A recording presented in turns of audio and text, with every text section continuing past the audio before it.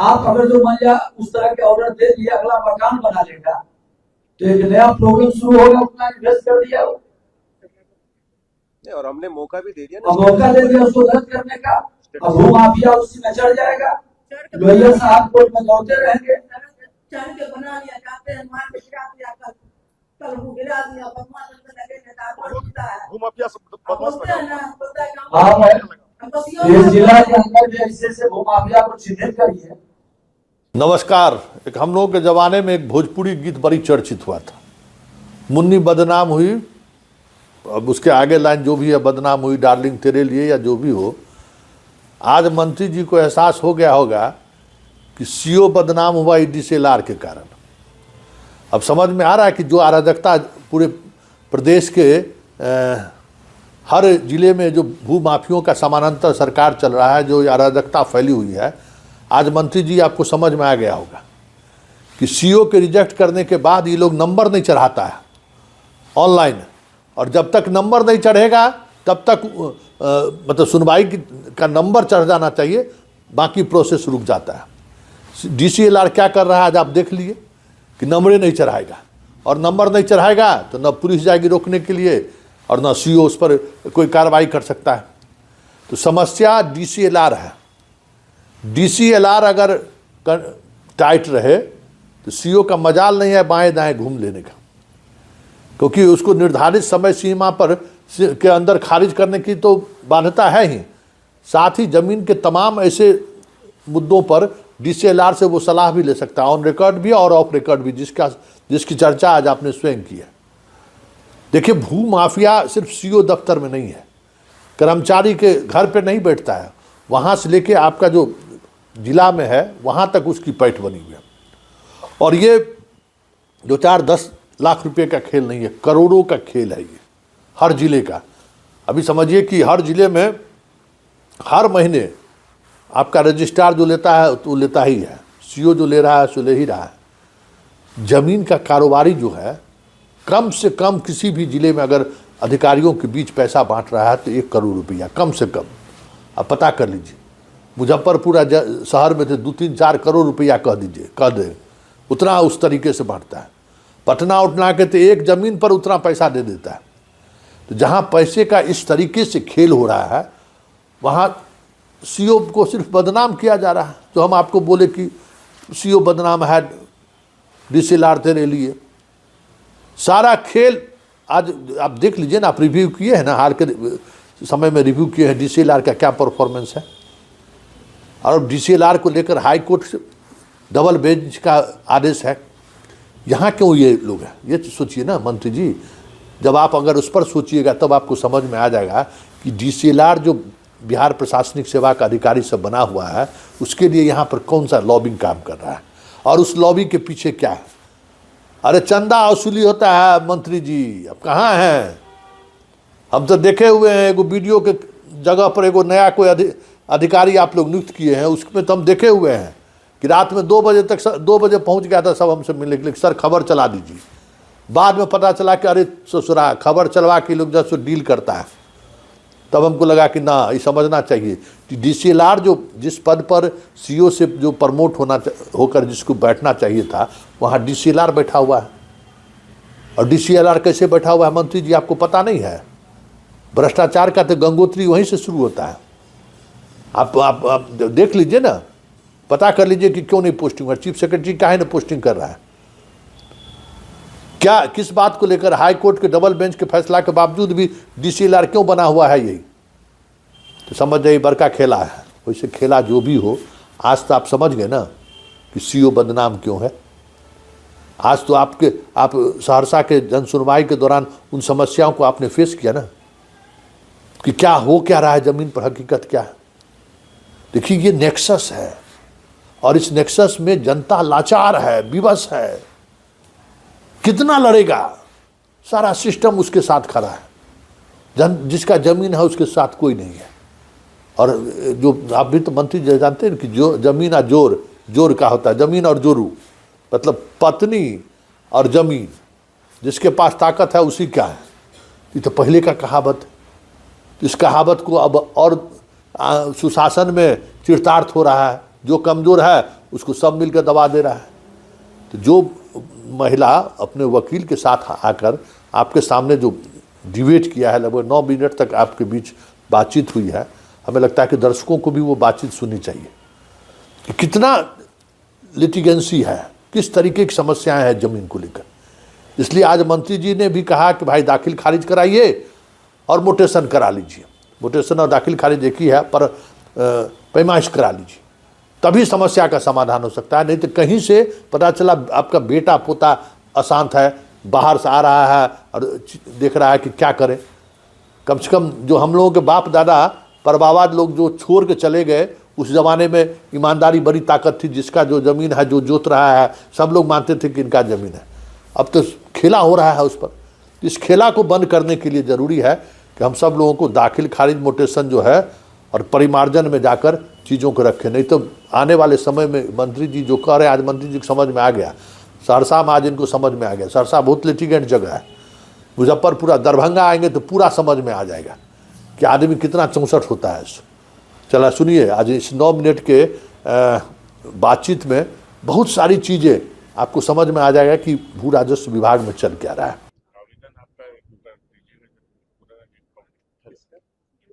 आवेदन है आपके पास? हमारा आवेदन बताइए। आवेदन तो लगाया। अच्छा बताइए बोलिए। वो मेरे पास और कागजात भी है। हाँ बताइए। ये समस्या ये है कि कहा सीओ साहब के यहाँ एक जमीन का पिटीशन के लिए दिए। कहरा के हैं आप? जी कहरा सदर है सर। जी, तो ये जमीन है गांधी पथ सहरसा का, और उस जमीन में ये इनके ससुर अपने पुत्री को दिए थे, लीला देवी। लीला देवी के पति सवेरे में शादी करके अपना अलग हो गए और पूरे जीवन लीला देवी का यही लोग थे। लीला देवी के निसंतान मृत्यु हो जाने के बाद हिंदू उत्तराधिकार अधिनियम 1956 के तहत 15(2) सेक्शन 52 के तहत यह स्पष्ट प्रावधान है कि संपत्ति जिस सोर्स से आया है वो उसी सोर्स में चला जाएगा। और इनके ससुर के द्वारा चूंकि दिया हुआ संपत्ति था, तो कानूनन ये संपत्ति इनके पास आ गया। ये सारी बात सीओ साहब को बताया गया, लेकिन पता नहीं सीओ साहब किस कारण से आपको जी हुजूर हम इनके साथ में है, क्योंकि कानूनी बात विभाग थी, इसलिए वकील साहब है। जी कानूनी बात विभाग जी। अच्छा, तो कानून की बात ठीक है, अब आप बताइए। तो हुजूर 5-6 महीना तक 5-6 महीने तक आप बताइए। ये जो है ये दे दिए है, ये कर्मचारी है, कर्मचारी दे दिया वकील को। उसके बाद आए वो क्या होता है, वो भी दे दिया सब कुछ। अब कर्मचारी और सीएस साहब का स्पष्ट रिपोर्ट है कि इनका दखल है, इनका कुर्सी दिया हुआ है मकान पर, जिस पर अभी प्रतिवादी लोग है वो जबरन जोड़ रहा है मकान को। इसकी भी सूचना थाना अध्यक्ष और एसपी साहब तक को भी मिल करके दी है। क्या जानकारी दीजिए पहले हमको। 95 बरस की मेरी माइक सास दीजिए है उनको। पूरी। क्या है ये बताइए। सर अब जब जांच में गए थे उसी का पहले से बहुत पुराना पहले हुआ था, वही दिखाए थे कि ये मेरा दखल कब्जा ये है। देख लिए वहाँ जब केसन का हम जीसी अगर साइड किए, हम संचित बीच में आपत्ति आ गई उनके द्वारा। क्या जा रहा है जो इनके बता रहे हैं, लीला देवी के हस्बैंड आपत्ति दिए थे कि हम मेरा जमीन होगा, मेरी पत्नी के नाम पर इनकी माता जो लिखी थी, उनके हस्बैंड आपत्ति दिए थे कि मेरा जमीन जो नाम पर है।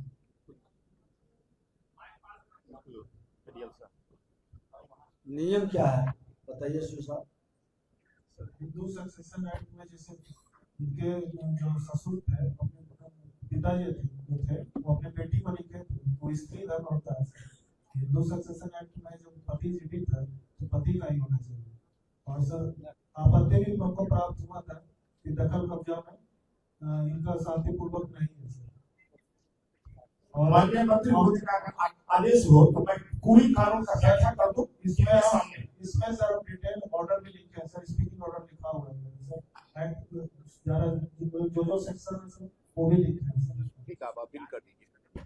आप क्या है नियम साहब? सर ये रही है माइक ले लीजिए। क्योंकि ये पुश्तैनी जमीन है सर, तो जैसे ही उनकी पुत्री को गया, अगर उनको कोई पुत्र नहीं है और पति छोड़ के चला गया है तो पति का कोई हिस्सा नहीं होगा सर। अगर उसको पुत्र होता तो पुत्र को हिस्सा होता, यदि पुत्र नहीं है तो वापिस संपत्ति सर वापिस अपने बैंक में चली जाएगी सर। यही नियम है सर। आप ऊपर गए अपील कर दीजिए। जो दुर्भाग्यपूर्ण बात है, जो हम इसका अपील भी किए हुए हैं और ये अपील माननीय टीसीआर साहब की कोर्ट में है, जो 16/9 को हमने टीसीआर अपील साहब, किया है, 16/9 को अपील किया है। देखिए इनका जितना अपना नॉलेज है और जितना इनकी समझ है उस हिसाब से लिखिए। वो अगर जो आप सहमत में है उसके ऊपर के पदाधिकारी के पास भेज दीजिए, वो उसका निदान करेंगे, आप भिजवा दीजिए। जो उनके यहाँ पड़ा हुआ है, लेकिन अभी नंबर नहीं मिला है टीसीआर साहब को। नंबर में फाइल किया है ना। हाँ, मेरा 16/9 को फाइल ऑनलाइन है, लेकिन केस का नंबर नहीं मिला। ठीक है, देख लीजिए, चलिए। और वो जो उस पर अभी खत बना रहा है विपक्षी, जिसको रोकने के लिए आवेदन के थानाध्यक्ष को एसडीओ साहब को बोल देते हैं। नहीं, ये प्रॉब्लम ये है ना कि जैसे अब इधर में नंबर नहीं मिल रहा है अपील में, और तब तक वो बना लेगा तो ये गलत बात होगा, इसलिए तुरंत इस पर आप एसडीओ को हम ही मौका दे रहे हैं उसको करने के लिए। बोला दीजिए। हम ही मौका दे रहे हैं ना, गलत बात है। अगर अभी करना तो ये रोकना तो चाहिए। नाजायज करने का हम लोग अवसर दे रहे हैं, फिर तो वो ये अपने आप लटका ही करके मामला। गलत बात। बोलते हैं और एक बार हम आग्रह करेंगे कि कुछ विषय जब इस तरह के लिटिगेटेड हो तो ऊपर के पदाधिकारियों से भी संपर्क सलाह ले लेना चाहिए कि इस तरह के मामला में क्या हो, मार्गदर्शन मांगना चाहिए, लेना चाहिए। इनको जो है वो हिंदू उत्तराधिकार अधिनियम के सेक्शन 52 अच्छा, कोई बात नहीं, अभी इसको खिलाफ किया गया। इनको इसका छाया प्रति भी दिया गया। पता नहीं इतने अच्छा, साक्ष्य के बावजूद ये किस आधार पर ये कर। अच्छा वकील साहब, कोई बात नहीं, जितना आपकी तरह वो वकील नहीं है, उनको जितना समझता उन्होंने कर दिया, आगे आप स्टे लगवाइए और आप इस तरह के आदेश अगर जो करते हैं, हम सबसे कहेंगे कि एक बार जरूर अपने से एक चेयर ऊपर वाले से विमर्श जरूर करिए, वो भी अपने से ऊपर से। हो सकता है सब चीजें ज्ञाता तो हम नहीं रहे। सर ये डाउटफुल केस लगा था सर, दखल कब्जा भी स्पष्ट नहीं होता। तो एक बार संपर्क करने में क्या हर्ज है? हम तो इतना ओपन होकर के खुल करके बात करते हैं। कई लोग को इस पर आपत्ति भी हो रही है, लेकिन इसलिए चर्चा करते हैं। आज देखिए इस तरह के मामला से हमारे डीसीएलआर, एडीएम, कमिश्नर साहब, हमारे प्रधान सचिव, एसपी साहब सब बैठे हैं, तो सबकी विषय आ रहा है। अब इस तरह के जितना मामला बिहार के अंदर है, सब में एक निर्देश जा रहा है। ये कार्यक्रम के माध्यम से एक निर्देश भी तो पास हो रहा है, और उसके बाद भी कंफ्यूजन है।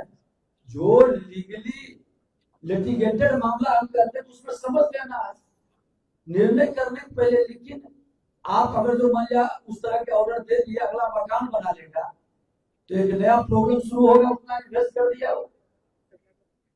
और हमने मौका भी दे दिया अब मौका दे दिया उसको रद्द करने का, अब वो माफिया उसी में चढ़ जाएगा। लॉयर साहब कोर्ट में दौड़ते रहेंगे। चढ़ के बना लिया, जाते हैं मार के गिरा दिया, कल वो गिरा दिया, बदमाश से लगे नेता होता है। भूमाफिया सब बदमाश बोलते हैं ना, बोलता है कि आप इस जिला के अंदर भी ऐसे से वो माफिया को चिन्हित करिए, सूची बनानी चाहिए। बसियों से बोले बनाने, ऐसे बोलता है। वो बोलता है सीओ साहब बोले। हाँ,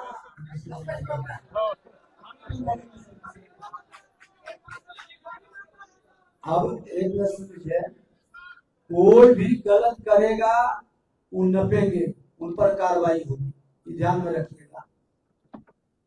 कुंडली घेर दिया है सर, और ये गेट लगा दिया, और थानों में भी जाके किया है, बोलते हैं कि अब तुम लोग भी जाके घुस जाओ, मारपीट करो, क्या कैसे करें बताइए। ठीक है, एसपी साहब देख रहे हैं, एडीएम देख रहे हैं, डीसीएलआर उस पर तुरंत संज्ञान लेंगे। दूसरा इसका आवेदन भी हम लोग के पास, पर्ची तो है लेकिन आवेदन इधर उधर हो गया। आवेदन पहले दिया नहीं दिया है, कॉपी हमको दे दो। पहले इधर दिया था, नहीं दिया है, इधर उधर कहीं हो गया, कॉपी दीजिए। क्या है, आवेदन तो वहां से हटा नहीं देता है जी, रजिस्ट्रेशन के अधिक से। नहीं नहीं इधर आवेदन दिया हुआ था सारा। एक बार कॉपी वापस दीजिए ना, आया है मिसप्लेस होता, इधर उधर कहीं इसमें चला अरे गया। देख लीजिए, खुजवा लीजिए, तो सेकंड आवेदन दे दीजिए। आप दे दो, है आपके पास दीजिए। और वो लिखवा के लेना, just get it typed and give it to it. चलिए नेक्स्ट।